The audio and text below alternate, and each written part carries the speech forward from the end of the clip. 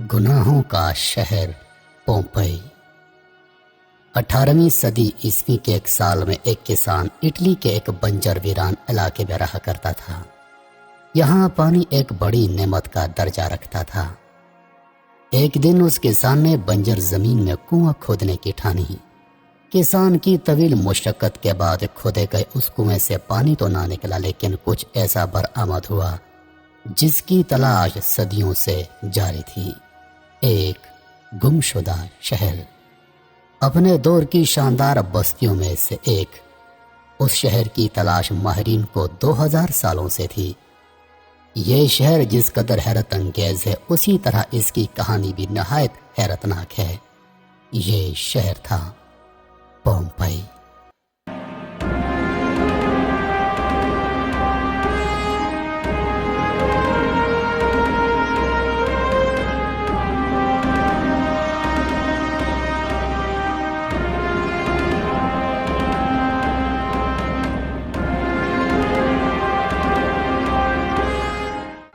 Pompey एक कदीम रोमी शहर था जो मौजूदा मुल्क इटली के इलाके कंपानिया में नापोली के नजदीक वाक़ था। यह शहर 7वीं सदी कबल अज़ मसीह के दौरान आबाद हुआ। मुख्तलिफ अदवार में मुख्तलिफ कौमों के ज़ेर नगीन रहने के बाद रोमन अम्पायर के तसल्लुत में आया। फिर इस शहर ने तरक्की की ऐसी मनाजिल तय की कि यह उस वक्त की दुनिया के अजीम तरीन शहरों में शुमार होने लगा। पानी के तालाब, क्लब, बेकरियां, कुशादा सड़कें, वाटर सप्लाई की स्कीम, लाइब्रेरी, कम्युनिटी सेंटर, अस्पताल, घोड़े बांधने के जदीद अस्तबल, 2 मंजिला मकानात और मकानों के पीछे छोटे छोटे लान, और उनमें नसब फवारों ने उस शहर को जन्नत बना दिया था। यह दुनिया का पहला शहर था जिसमें ज़ेब्रा क्रॉसिंग शुरू हुई।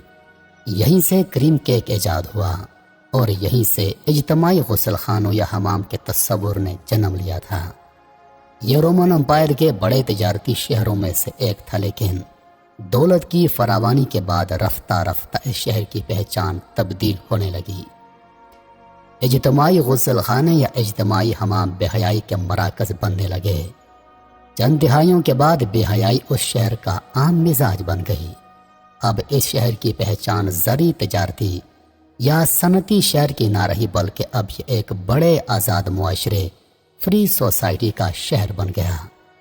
किसी पाबंदी, किसी रोक टोक, हर किस्म के कानूनी और समाजी बंधनों से आज़ाद खुलेआम जिनसी ताल्लुकात इस शहर की ख़ास पहचान बन गए। यहाँ कारोबार था सिर्फ जिस्मों का और लज्जतों का। आपने लूत अलैहिस्सलाम और उनकी कौम का वाक़या ज़रूर सुन रखा होगा। जब वो कौम हम जिन्स परस्ती के लानत में मुब्तला हो गई तो उस पर पत्थरों की बरसात करके उन्हें नेस्तु नाबूद कर दिया गया। ऐसा ही कुछ मामला पोम्पई के साथ हुआ। पोम्पई जिनसी सरगर्मियों और गैर अखलाकी हरकतों में कहीं आगे निकल चुका था।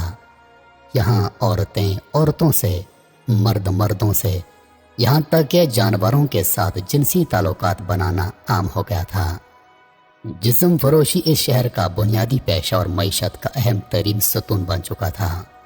सिर्फ औरतें ही नहीं बल्कि कई तंदुरुस्त मर्द भी उस काम में पेश पेश थे। गुलामों के साथ साथ आम शहरियों की एक बड़ी तादाद इस पेशे से वाबस्ता थी। अवाम के साथ साथ शहर के अशराफिया यानी उसके इमरा, अफसरान और अक्सर वज़रा या तो अपने अपने कुबा खानों के मालिक थे या फिर जिस्म फरोश गुलामों की तिजारत में मुलव्विस थे। जो जिस्म फरोशी और गुनाहों की इस लानत में ज़्यादा मुब्तला होता, पोम्पई शहर में वो उतनी ही ज़्यादा अहमियत का हकदार था। बड़े बड़े रोमन अफसरों की बेगमात अजाना ताल्लुकात की उस लानत में पड़ी थी। उस पर शर्म तो दूर की बात है, उसको फ़ख्र समझा जाता था। उसके खंडरात से मिलने वाली तस्वीर इस कदर बेहुदा और फहश हैं कि लोग उन्हें देखकर अपने कानों को हाथ लगा लेते हैं। पोम्पई की दीवारों पर लिखी गई गैर अखलाकी और गैर फितरी शायरी की मिसाल माजी और मुस्तकबिल में कहीं नहीं मिलती। माहिरीन की तर्जुमा की गई इबारतों के मुताबिक दीवारों पर कुनिंदा तहरीरें दरअसल उस कौम के चंद शायरों की शायरी है جو انہوں نے فطرت کے اصولوں کے خلاف عمل کے حق میں کی تھی۔ دیواروں پر تحریر دیگر فکرے بھی انتہائی شرمناک اور انسانیت سوز تھے، جن سے پومپئی کے باسیوں کی اخلاقی گراوٹ اور جنسی رجحان کی منفیت کا اندازہ ہوتا ہے۔ غرضی آزاد جنسی تعلقات کے ساتھ ساتھ مردوں اور عورتوں کی ہم جنس پرستی کی بدفعلیوں میں حیوانیت کی حدوں سے آگے گزر چکے تھے۔ ایک آتش فشاں پہاڑ یعنی ماؤنٹ ویسوس کے دہانے پر واقع ہونے کے باوجود یہ شہر ہر قسم کے خطروں سے بے نیاز اپنی رنگ رنگیلیوں میں مصروف تھا۔ 79 عیسوی میں اس قصبے کے قریب واقع ویسوس آتش فشاں پہاڑ سے لاوا پھوٹ پڑا۔ یہ آتش فشاں اس قدر شدت سے پھٹا کہ آسمان میں دور دور تک اس کی راکھ اور پتھر اڑنے لگے۔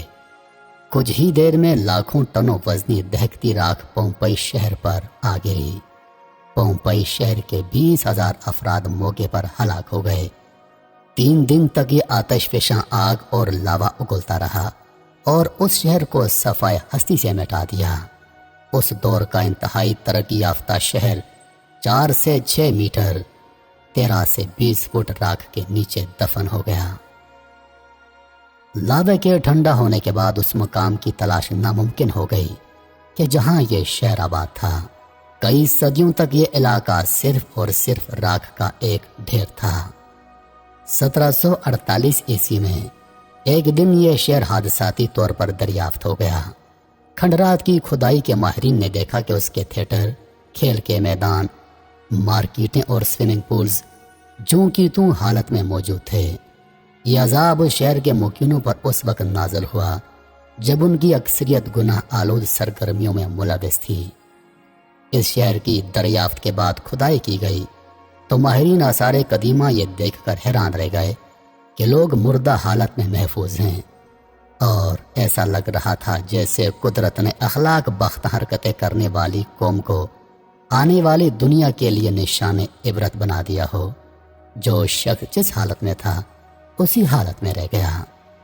آج بھی جب پومپئی کی باقیات دریافت ہوتی ہیں تو وہاں کے رہنے والوں کی لاشیں بے گور و کفن اسی حال میں ملتی ہیں جس میں وہ اپنے آخری وقت میں موجود تھے۔ ان سے پتہ چلتا ہے کہ بڑی تعداد میں لوگ، مرد عورتیں بدفعلیوں میں مصروف تھے۔ کئی گھروں میں روزمرہ معمولات زندگی کے آثار بھی ملتے ہیں، جوں کہ توں ایسے رکے ہیں جیسے کسی نے اچانک انہیں ساکت کر دیا ہو۔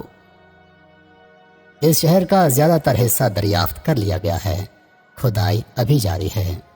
پومپئی کی پختہ سڑک پر چلتے ہوئے ہر گھر میں موجود کچن، باغات اور چشموں کو بآسانی دیکھا جا سکتا ہے۔ اس شہر میں صاف پانی کی فراہمی اور نکاسی آب سے لے کر زندگی کی ہر آسائش موجود تھی۔ یہاں کے لوگوں کا شمار اس خطے کے امیر ترین لوگوں میں ہوا کرتا تھا، لیکن افسوس کہ ان ناقدروں نے اپنے پروردگار کی نعمتوں کا انتہائی غلط استعمال کیا اور آئندہ آنے والی قوموں کے لیے ہمیشہ کے لیے نشان عبرت میں تبدیل ہو گئے۔